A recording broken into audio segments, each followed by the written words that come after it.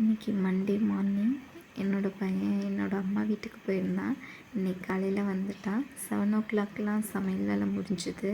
குழந்தைங்களுக்கு சாப்பாடு ஊட்டிட்டு விளையாட வச்சுட்டு அப்படியே அம்மா கொஞ்சம் பனங்கிழங்கு கொடுத்து விட்டுருந்தாங்க.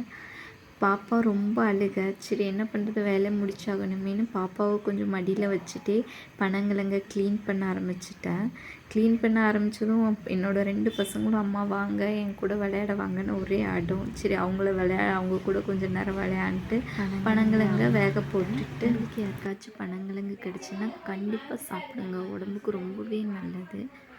அப்புறம் இதுவும் அந்த சீசன்னால் கண்டிப்பாக நிறையவே கிடைக்கும், ரொம்பவே நல்லது. மிஸ் பண்ணிடாதீங்க, கண்டிப்பாக சாப்பிடுங்க.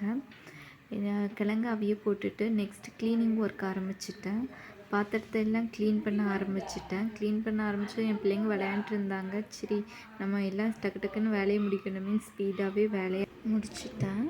அவங்களுக்கு ஸ்நாக்ஸ் டைம் ஆகிடுச்சு. அதனால் 2 ஆப்பிள் எடுத்து கட் பண்ணி அவங்களுக்கு ஸ்நாக்ஸ் கொடுத்துட்டு வாஷிங் மிஷினில் துணியை போட ஆரம்பிச்சிட்டேங்க. வாஷிங் மிஷினில் துணியை போட்டு விட்டு அவங்க கூட கொஞ்சம் நேரம் விளையாண்டா. லன்ச் டைம் ஆயிடுச்சு. சரி குழந்தைங்கள குளிக்க வச்சுட்டு லஞ்சு கொடுக்கலான்னு ஒவ்வொருத்தரையாக குளிப்பாட்டினேன். குளிக்க வச்சதுக்கப்புறம் அவங்க கொஞ்சம் லஞ்சு கொடுத்துட்டு தூங்க வைக்க ஆரம்பிச்சிட்டேன். ஒவ்வொருத்தராக தூங்க வச்சதுக்கு பிறகு கொஞ்சம் ரெஸ்ட் எடுத்தேன். ஈவினிங் 6 o'clock ஆயிடுச்சு. அப்புறம் குழந்தைங்களுக்கு காஃபி கொடுத்துட்டு கரெக்டாக 6:30ங்கிறப்போ அவங்க அப்பா வந்துட்டாங்க. சரி அவங்க அப்பா கூட விளையாண்டுட்டு அவங்க நல்லா ஜாலியாக இருந்தாங்க.